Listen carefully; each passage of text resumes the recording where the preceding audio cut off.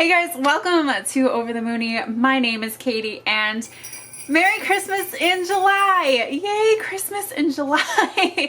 Guys, I think that we can all use a little bit of extra magical happy Christmas spirit happening in our lives right now, and I am so excited to be teaming up with my wonderful, good, close friend Kate over at Princess Minnie to be bringing you some DIY ideas for Christmas gifts, because if you're anything like me, I start thinking about Christmas probably in May. Like once we get through our busy season at work, then I'm like, okay, what gifts do I need to make people for Christmas? Because I love making things for people. I love buying things for people too, which I do. I buy things, I make things. People usually get kind of like a mixture of gifts from me that are both bought and made, but you know, whether it's a crocheted item or now that I have a Cricut, so many things that I can make with a Cricut.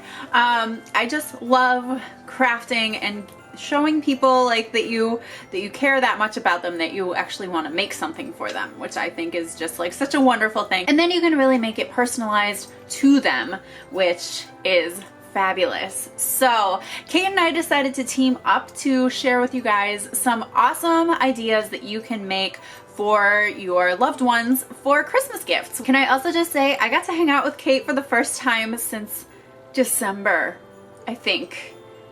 I can't remember if we got to hang out like in the like beginning before COVID and everything, but I got to go over and we hung out and we talked. We exchanged birthday presents because both of us had quarantine birthdays. Mine was in March and Kate's was in April. So we both had birthdays where we couldn't really get together to celebrate and do anything together at that point. We went for a big long walk. We watched and sang along to Hamilton. Always a good time. But yeah, it was just so nice to actually be able to see her because it's just been such a long time since we got to hang out. So some of the items or some of the pieces that I did are Disney, some are not, but all of them are pretty much customizable. So if you wanted to make them Disney, you 100% can. I just wanted to make options for everyone, and I also just kind of wanted to make some things that I would also use myself as well as a gift out to people. So I'm going to be sharing 3 different ideas with you guys, 2 of which are very much like full-on DIY that you can really make yourself and customize yourself, and one of them is definitely a DIY, but it's not necessarily something that you can come up with yourself. You kind of have to rely on a vendor in order to facilitate the item that you will make. Makes sense? Hopefully. So I'm gonna go ahead and show you guys a couple little small clips of what I put together, the process that I was doing, some of the before, and then we'll show the after. But yeah, let's just go ahead and get into craft number 1, which is a framed piece of art that you can put a quote on. Of course, I use my Cricut, but if you don't have a Cricut, I always say you don't need to have one to make something like this. It's just gonna take you a little bit longer to make. You also can use paint if you would rather use paint instead of vinyl. You can definitely do that and just make yourself a little stencil to paint, or just do it freehand. If you're really good at hand lettering, then you can do that. But here is what we started with, and I will show you the finished product after that. So for my first craft, I picked up this picture frame from Hobby Lobby. I love that it's kind of like green and distressed, and I picked up this piece of scrapbook paper, and I'm going to cut it down to size so that it will fit in here, and then I am going to put a quote on the glass from my Cricut. So I got white vinyl that I'm going to be using, and the quote that I'm going to do is one of my favorite quotes from one of my favorite Christmas movies, and that is, "The best way to spread Christmas cheer is singing loud for all to hear." So I already designed something on my Cricut in Design Space, so I'm going to go ahead and cut that out on white vinyl. I'm going to get this cut down to size so it'll fit inside here.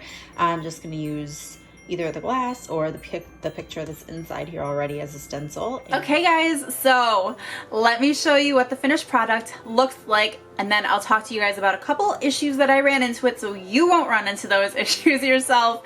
And this is what we have. So this is my favorite quote. I have a hand lettered version of this quote that I did a couple of years ago, but it's old, it's kind of fading out, and honestly I could have done better. It's a little bit off center. It doesn't look as nice as I would kind of like it to look. So I decided to kind of have a redo with this. I love this frame. Like, this frame was so perfect. I was in my head thinking that I was going to have to buy one and then paint it, but I just love how this color is. I think it's so rustic Christmas, and then it really helped me to point in the direction of what kind of scrapbook paper I wanted to pick out, because once I saw like this buffalo plaid, I was really sold on it. So the biggest thing that I will tell you guys, the biggest mistake that I made when making this is that even though this is an 8x10 frame, this piece of glass and this window that shows is not 8x10, and I just assumed that it was. And so when I went to go print out, or I cut out my vinyl, and I was gonna transfer tape it onto my glass, it was too big. But luckily I was able to individually take most of the letters off. So all of the non-cursive letters I individually stuck on here on their own, and then the cursive letters, so the Christmas cheer part, I did use transfer tape, and I had a time with it because the only one that I could find, and of course this morning I found not like a lighter grip one, but the only kind that I could find was strong grip, and it just did not do well with this. Obviously a regular vinyl does not need a strong grip transfer tape, so I did end up ripping some of the vinyl on here, but from far away you can't really tell. I can tell because I know that it happened, but from far away you can't tell too bad. So that was really the only one of the other big issues that I ran into, was just the wrong transfer tape, which is on me 100%. But overall, I really love how this came out. I think it's so cute, and I just love how much you can customize. You even can, if you wanted to, you could do like a really fun, like crazy printed scrapbook paper in the background, and then do a full either paint. This, you would probably be more beneficial to paint than to put an entire sheet of vinyl on, because I think that would be wasteful, and my god, the air bubbles would just be unreal. But you could like just paint like, for instance, like the silhouette of like a reindeer or something, and then paint everything except for that silhouette of the reindeer, so that little bit of the scrapbook paper pokes through, you know what I mean?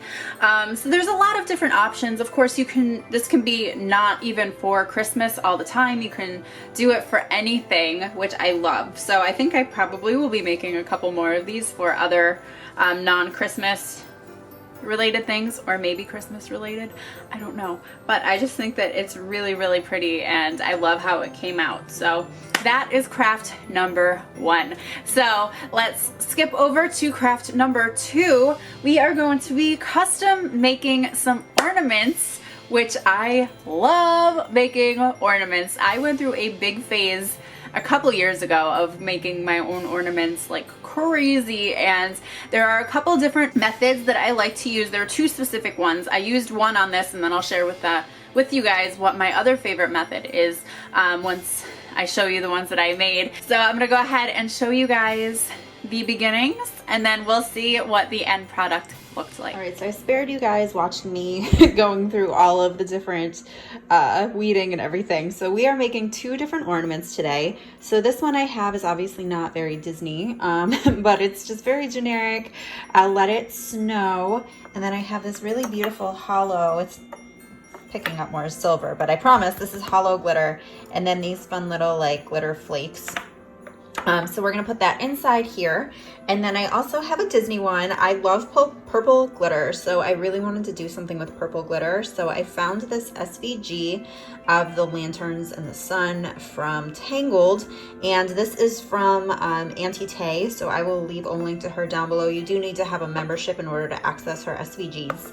And then I have these 3 different purple glitters, so I'm gonna kind of mix them together. So what I'm hoping is going to work, I was out yesterday trying to find like a wooden floor cleaner, and shockingly there are none to be found right now, but we did have this downstairs, Quick Shine floor finish. There used to be this Pledge floor finish that was amazing for doing glitter inside ornaments, but I don't think that they make it anymore. And then I had also seen someone use a Method brand one, but I couldn't find that one. It was sold out everywhere I went. I don't know if people are actually cleaning their floors or making glitter ornaments. I'm not sure, but we have this one, so I'm going to try to use this. So you just coat a little bit of this inside of your ornament, move it around so it's evenly coated, and then dump out any of the excess, and then you let it dry for a couple minutes. Not completely, but just enough so that it's almost dry, and then you can dump your glitter inside. So I'm gonna go ahead and hopefully make that work, and we'll see how these guys come out. All right, guys, so for my first one, I love how these came out, by the way. I'm really pleased with them. So here is the first one. This is my non-Disney, my Let It Snow ornament. So here it is. I really love how the hollow glitter looks back there, and I love how like those little flecks of silver glitter came through. And one of the fun things is that it's kind of random. There's still glitter all over this thing. It's kind of random where those like bigger pieces of glitter are going to fall and show through. So I think that that's kind of fun. But yeah, I think that this came out really cute. So I did have a little bit of a snag on the end on my Let It Snow, but I don't think that you can tell too much. I definitely did not cut the transfer tape enough so that it would fit around this as well as I wanted it to, but I still think that it came out really quite cute. Quite pleased with it. So that is my first one. And then here is my second one, my Tangled one. I think it came out really pretty. So here we go. There it is. I love the glitter inside here. And again, like it just kind of like made this crazy swirl happen with all of the bigger chunks of glitter that are happening in here, and I just love that. But yeah, I think that this came out really pretty. I will say too that initially I had like a Rapunzel autograph signature type thing that I wanted to put on here, but it was so fine, the lines were so fine that when the first time that I cut it, it actually was kind of ripping itself apart because it was so fine. So then I made it a little bit bigger, and it's still, when I went to go weed it, it was just ripping apart. So I ended up just sticking with the sun and the lanterns, and I actually think that it came out really pretty. It's very simple and very, very nice, but yeah, I really love how this worked.